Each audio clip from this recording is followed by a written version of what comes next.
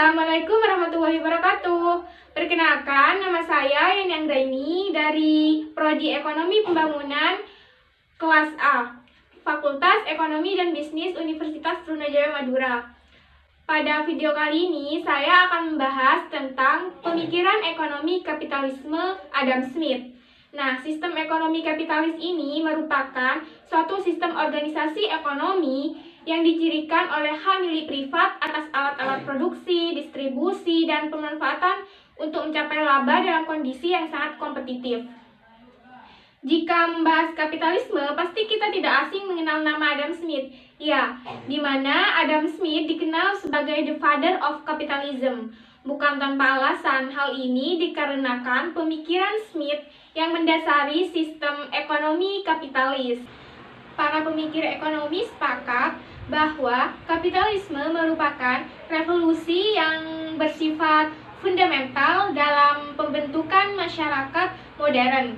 Dan kini kapitalisme bukan hanya dikaitkan dengan sistem ekonomi saja, tetapi juga suatu peradaban yang mencerminkan gaya hidup. Sistem ini memberi kebebasan bagi para pelaku ekonominya untuk pemenuhan kepentingan individu. Hal yang perlu dicatat adalah bagi kaum kapitalis, prinsip keadilan sendiri bermakna setiap orang menerima imbalan berdasarkan prestasi kerjanya. Jadi, kompetisi merupakan hal yang lumrah. Sementara itu, pihak pemerintah hanya bertindak dalam pengamatan dan perlindungan sistem ekonomi. Hal ini dikarenakan kaum kapitalis menganggap bahwa dengan minimnya peran pemerintah dalam perekonomian akan menciptakan kompetisi yang baik antar pelaku usaha. Selanjutnya, saya akan membahas tentang pilar-pilar sistem ekonomi kapitalisme. Pilar-pilar sistem ekonomi kapitalisme itu sendiri meliputi pertama, hak milik swasta. Kapitalisme sangat menjunjung hak milik privat atas modal atau alat produksi. Dan yang kedua, ekonomi dikendalikan oleh invisible hand. Dan dalam hal ini, tangan tak terlihat atau invisible hand merupakan sistem pasar itu sendiri. Sistem ini tidak perlu dikendalikan oleh pemerintah, melainkan bergantung pada jumlah permintaan dan penawaran. Dan yang ketiga adalah laissez-faire, yang berasal dari bahasa Prancis yang berarti biarkan terjadi.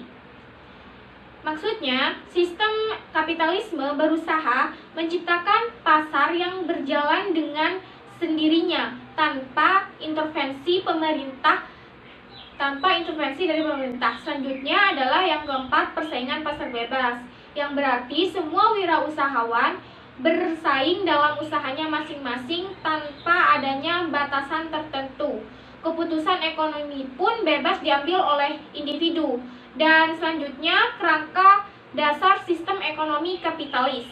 Berdasarkan pada yang pertama adalah kelangkaan sumber pemenuhan kebutuhan manusia atau yang sering kita sebut sebagai scarcity. Oleh karena itu, pelaku ekonomi harus memikirkan yang pertama adalah apa yang harus diproduksi atau what, dan yang kedua bagaimana mengkombinasikan faktor produksi secara optimal atau whole, dan yang terakhir adalah untuk siapa barang tersebut diproduksi atau lebih kita kenal dengan forward.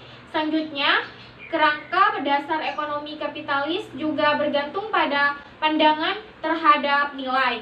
Dalam hal ini ada dua nilai yang dikemukakan oleh kaum kapitalis. Yang pertama, nilai guna atau utility value, dan yang kedua, nilai tukar atau exchange value. Selanjutnya, peran harga dalam kegiatan produksi, konsumsi, dan distribusi melalui struktur harga.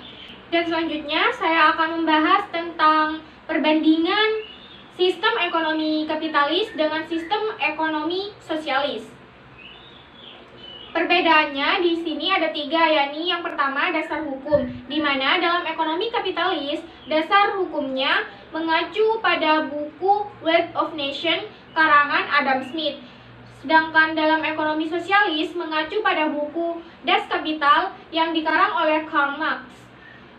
Dasar hukum di sini menjadi landasan yang sangat penting, karena dengan dasar hukum inilah suatu sistem akan memiliki caranya sendiri dalam menjalankan kegiatan operasionalnya. Kemudian, perbedaan yang kedua adalah mengenai kebebasan aktivitas ekonomi, di mana dalam sistem ekonomi kapitalis, mereka mendapatkan kebebasan yang sangat luas dalam menjalani aktivitas perekonomian, tanpa melihat baik atau buruknya kegiatan tersebut. Lain halnya dengan sistem ekonomi sosialis. Dalam sistem ekonomi sosialis ini, kebebasan dalam melakukan suatu aktivitas perekonomian sangat terbatas, yang menjadikan aktivitas pertanian lebih banyak diatur oleh pemerintah. Selanjutnya, perbedaan yang ketiga adalah hak terhadap harta. Dan hak terhadap harta dalam pandangan sistem ekonomi kapitalis, yakni memiliki pengertian bahwa harta tersebut adalah haknya sepenuhnya. Hal inilah yang sangat tidak diperbolehkan dalam Islam, karena akan menjadikan yang kaya semakin kaya dan yang miskin semakin miskin. Berbeda halnya dengan ekonomi sosialis, mereka memiliki pandangan mengenai hak terhadap harta, bahwa hak tersebut sepenuhnya dimiliki oleh negara. Jadi itulah perbedaan-perbedaan antara sistem ekonomi kapitalis dan sosialis. Jadi, burukkah kapitalisme itu? Tidak juga ya, karena dengan adanya sistem ini, efisiensi produksi menjadi lebih tinggi. Sistem ini juga mendorong adanya kreativitas dan inovasi dari setiap pelaku usaha, dan hal ini akan berdampak ke pertumbuhan ekonomi di suatu negara. Mungkin hanya itu saja yang dapat saya sampaikan. Wassalamualaikum warahmatullahi wabarakatuh.